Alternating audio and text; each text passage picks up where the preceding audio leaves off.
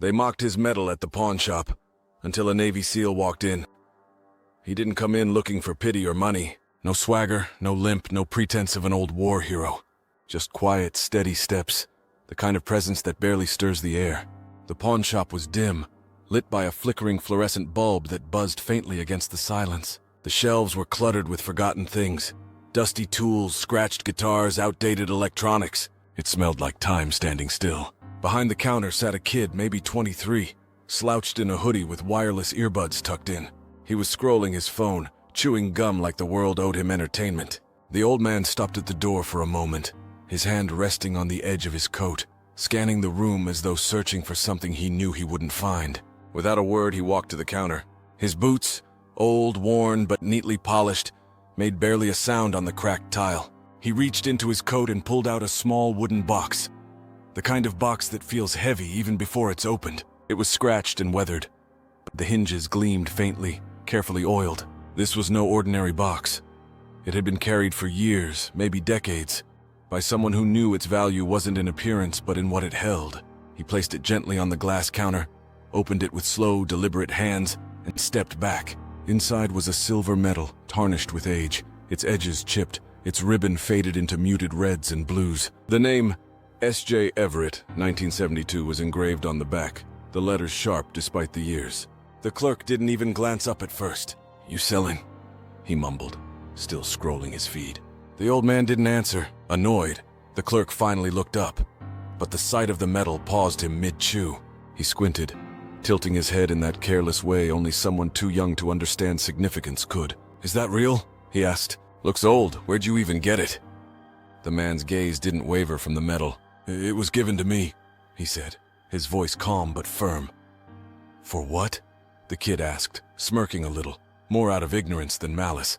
"Winning a potato sack race in boot camp or something?" The room felt quieter somehow, like the air had tightened. The old man finally looked up, his eyes steady, unshaken. "For pulling two boys out of a fire I didn't start," he said, each word landing like a weight on the table. The kid froze, his smirk fading into an awkward silence. He fumbled, trying to recover. Look, I don't think we really buy stuff like this. You might have better luck online. Collectors or military memorabilia or something." The old man didn't flinch. He didn't argue or plead. His face stayed calm, no anger, no shame. He just closed the box with the same care he'd opened it, tucked it back into his coat, and turned to leave. His boots tapped softly on the tile as he walked out, the door creaking shut behind him. For a moment, no one in the shop said a word. The air felt heavier, and the flickering bulb above cast uneven shadows across the counter. Somewhere in the back, someone cleared their throat, uneasy. Some moments, like some medals, don't really need an explanation. They carry their weight all on their own. The pawn shop had gone quiet, the kind of silence where even the buzzing fluorescent lights felt loud. The old man stood at the counter, hands resting on a small worn box. He wasn't there to sell it. He made that clear right from the start. "I'm not here to sell," he said, his voice low but steady. The kid behind the counter blinked, confused. "Then why are you here? To see if anyone still remembers what it means?" The kid shrugged, glancing lazily at the box. "It's just metal, man." And just like that, the room seemed to shift, not in temperature or sound, but in weight.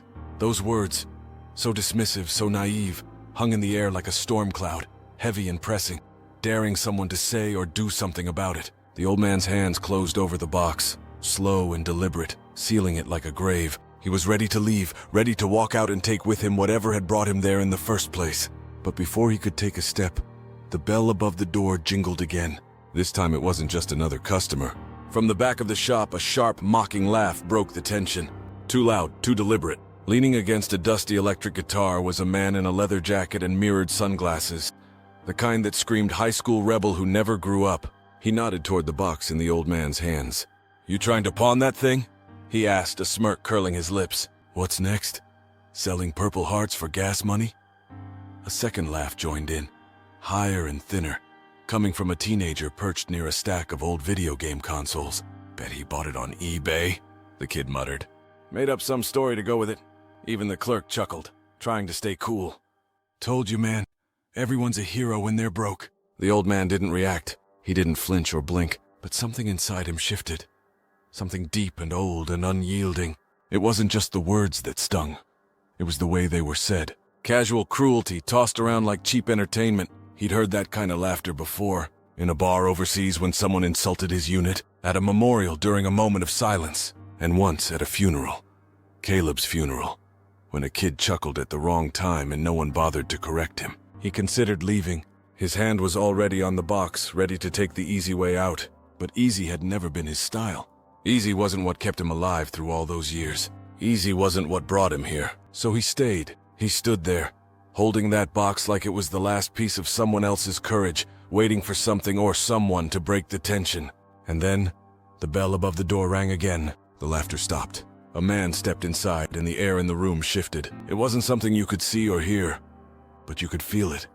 Like the world had paused to take notice. His boots were clean but worn, the kind that spoke of hard work and respect. His shirt was neatly tucked, dark navy, with a small gold trident pinned over his heart. He didn't look around, didn't acknowledge the others. He didn't need to. The kind of man who walks into a room and trouble steps aside without a word. He walked straight to the counter, his movements deliberate and calm. His eyes fell on the box in the old man's hands, and for a moment nothing else existed in the room. Reaching out, he picked up the medal from the box. He turned it over in his hand, reading the name engraved on the back. He didn't speak it aloud. He didn't need to. Then he stood straight, raised his hand to his brow and saluted. It wasn't for the people watching. It wasn't to make a statement. It was for the ones who never came home. For the names carved into walls and the faces that only appeared in dreams. For the promises whispered into radios and carried in silence. The pawn shop fell utterly still. The clerk froze. The man with the guitar didn't dare blink. Even the fluorescent lights seemed dimmer, like the world itself was holding its breath. The man lowered the medal and turned to the old soldier. He nodded, a gesture filled with respect and understanding. A quiet acknowledgement between two men who had lived through things no one else in that room could begin to comprehend. No words were exchanged. None were needed. The man left the shop as quietly as he had entered, the bell above the door jingling softly in his wake. But the weight of his presence lingered, pressing down on every corner of that room. The old man glanced at the clerk, the teenager, the guy with the guitar. For the first time that day, they didn't laugh or smirk. They just stood there, silent, like they were finally starting to understand the weight of what they'd been mocking. The old man didn't say a word. He didn't have to. He picked up the box, tucked it under his arm, and walked out. This time, no one dared to stop him. The silence in the room wasn't empty. It was heavy, almost alive, like it demanded respect. It wasn't the kind of silence that sneaks in quietly. It was the kind that made everyone stop and pay attention. And in that moment, it belonged to him. He stood there at the center holding a medal. It wasn't big or flashy, but the meaning behind it, that was impossible to miss. He didn't need to shout or ask for attention. The way he held it, firm and steady, spoke louder than anything he could have said. That small piece of metal carried stories, ones too big for the room to contain. The clerk couldn't even look at him. He fidgeted with the receipt roll, fixing something that didn't need fixing.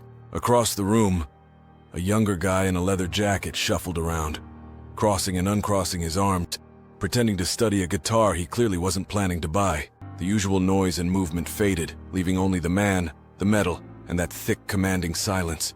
Then he spoke. "This metal," he said, his voice calm but carrying so much weight. "It's not just a piece of metal. It's not about how much money it's worth. It's about the cost, the price paid by the man who earned it, and what it protected when it was pinned to his chest." The words sliced through the room like a blade, sharp and undeniable, the kind of truth you couldn't shrug off. He didn't stop there, not out of anger, but out of responsibility. I was there too. Different war, different sand, but the same silence when the gunfire stopped. Men like him, they don't ask to be remembered. They carry the memories of everyone else. The clerk froze, his earlier confidence replaced by a nervous stillness. What could he possibly say to someone who spoke with the weight of battles fought and lives lost? Someone who carried a quiet dignity that made everything else in the room seem insignificant? The man stepped closer to the older gentleman who had brought the medal in. With both hands, he handed it back. Not hurriedly, not formally, but with a respect so tangible it was almost visible. His hands, though roughened by years of service, moved with the care of someone handling something more than an object, something sacred. And then with a final glance around the room, he said one thing. His voice stayed low, steady, but the words hit like thunder. "You don't get to mock what you never had the courage to earn." The statement hung in the air, final and unchallengeable. Without waiting for a response, He gave the older man a single nod, a quiet acknowledgement, soldier to soldier, and walked out. The soft chime of the doorbell followed him, but even that seemed quieter, as if it understood it shouldn't intrude on what had just happened.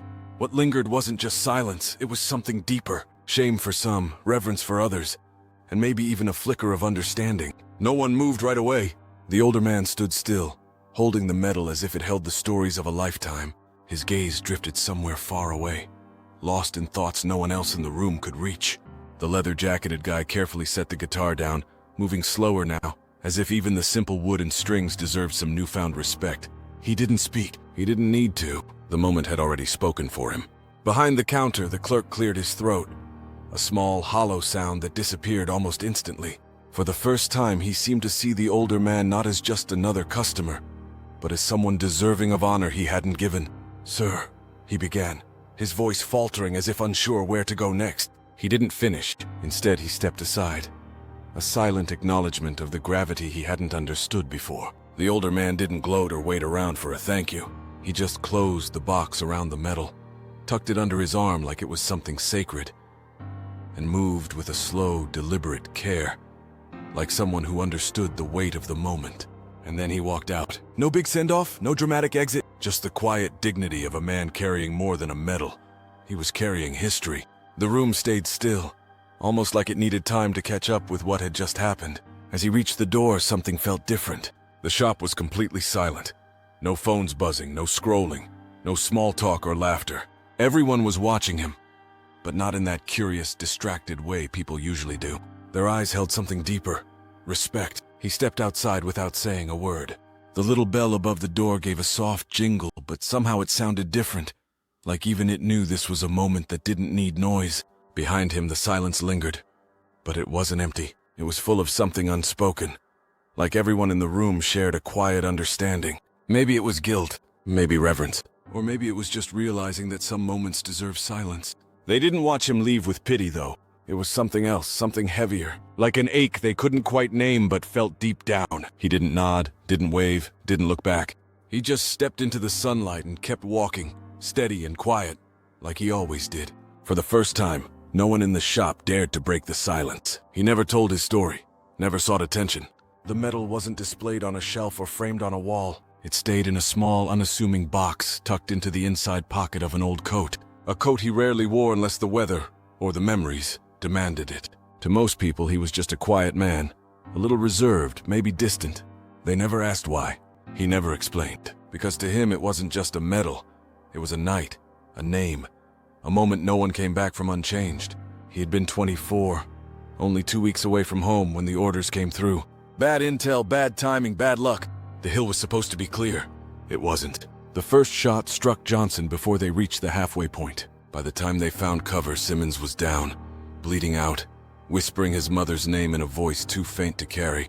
He could have stayed hidden, could have waited for backup, but there wasn't time. Someone had to do something, and the thought of just sitting there, listening to another man die alone, was unbearable. So he ran, not because he wasn't scared, he was terrified. Not because of training, it wasn't instinct. He ran because he had to. Someone always has to. One by one, he dragged them back, his uniform drenched in blood, bullets snapping through the air like dry branches cracking underfoot. Simmons grabbed his hand as he faded, his voice just a whisper. "You brought me home," he said just before the medics got there. He stayed there, holding Simmons' hand until the sun came up, still kneeling as they carried the others away. 3 weeks later, they pinned the medal to his chest. A quiet ceremony. He didn't invite anyone. What was the point? The ones he would have wanted there were gone. That medal wasn't just an honor, it was a weight. A reminder of everything that had been lost. It wasn't for showing off. It stayed tucked away not as a trophy, but as a memory. A reminder of what it cost to make sure someone else's story didn't end too soon. It stayed in its box, not because he was ashamed, but because it was never about him. For him, it was about 2 names he murmured every November. It was about sleepless nights haunted by voices and memories that never left. The scars, both visible and hidden. It wasn't about having something to hang on a wall. It wasn't about folded flags or memorial speeches. No, his remembrance was quieter. A name, whispered softly, sitting on a bench that never asked for explanations. Rain or snow, he'd go to that same spot. Not because anyone told him to, but because promises made in the heat of chaos don't just go away, even when the rest of the world moves on and forgets to ask. He never shared the name with anyone. Not even when the pain was too much to bear. It wasn't just a name after all, it was a story. A memory frozen in time. Caleb. A kid from Arizona who was full of life and dreamed of being a country singer. Caleb, who'd carved his initials into the butt of a rifle and made everyone laugh. Caleb, whose last words were, "Tell my dad I wasn't scared." And he wasn't. He died with wide open eyes, staring not at the sky or the blood, but at the man pulling him out of the chaos. Caleb. Always Caleb. Every year on the anniversary of the letter that began with, "We regret to inform you," the old man carried that name to the same bench. No speeches, no stories, no medals worn, just a single name whispered into the silence. A weight that somehow held all the noise, the grief and the guilt of surviving. That November morning was no different, or so he thought. He noticed the boy before he heard him. A small figure lingering at the edge of the park. A backpack hung loose on his shoulders, sneakers untied, a camera swinging from his neck. He wasn't the kind of kid who showed up in a place like this, especially not on a cold, gray morning.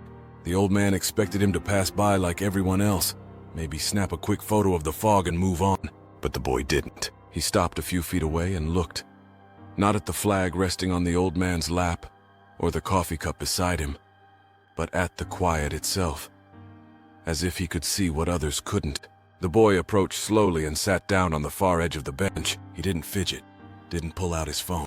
He just sat, swinging his legs gently, respecting the silence like he somehow understood its weight. Minutes passed before the boy finally spoke, his gaze fixed on the sky. "My brother was supposed to come home last year." The old man said nothing, not out of indifference, but because he recognized what those words really meant. The boy didn't elaborate. Instead, he reached into his backpack and pulled out a leather-bound journal. He flipped through its pages, filled with sketches, lists, and photos, until he stopped on a small, torn square of paper. It was part of a letter. The words on it read, "Keep doing what matters, even if no one claps." Without a word, the boy handed it to the old man, Dot.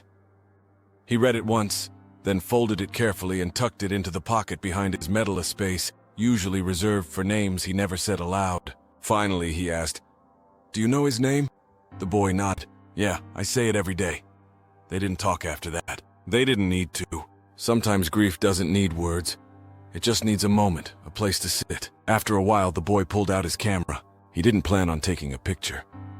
But something about the light, the way it touched the old man's hands and the folded flag, felt important. So almost without thinking, he snapped a photo. He had no idea how much it would matter. That night, he shared the photo online. It wasn't just a picture of an old man on a bench. It was so much more.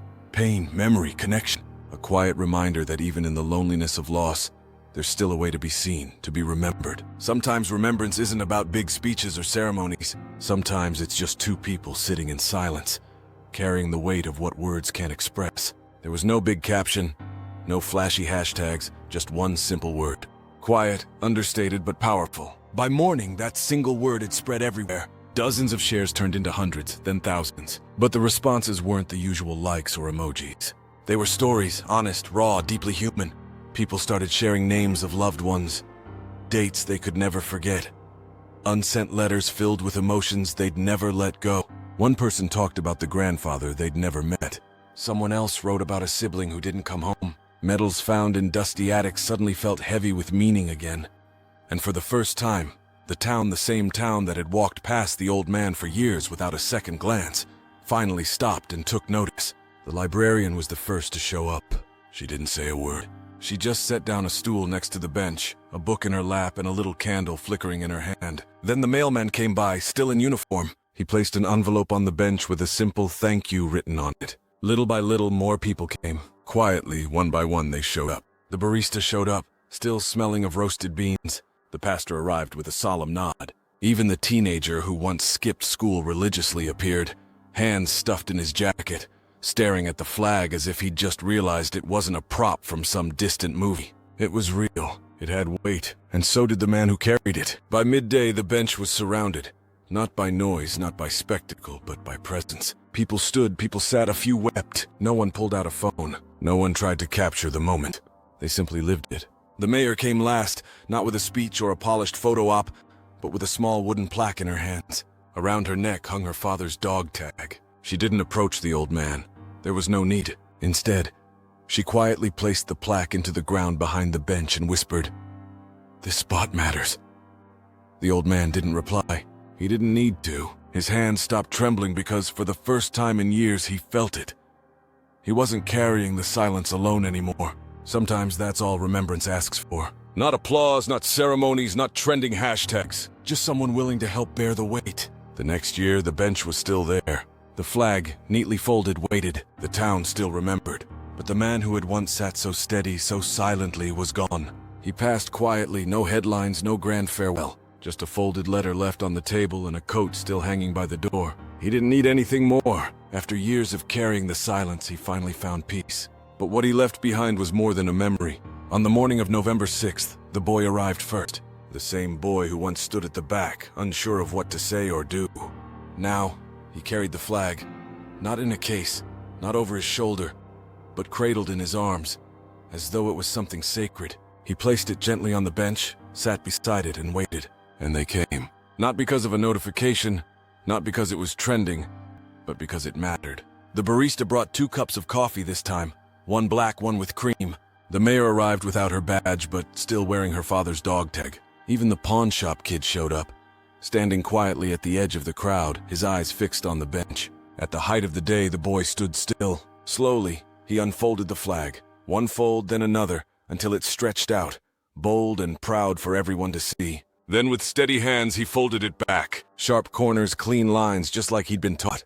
When the final fold rested over his heart, the crowd didn't clap or take photos. They simply stood in silence, saluting. They weren't just saluting the flag or the man who once carried it. They were honoring a promise that his name, his sacrifice, his silence would never be forgotten. One fold might symbolize loss, but 10 folds? 10 folds mean legacy. This isn't just a story about a bench, a medal, or a man.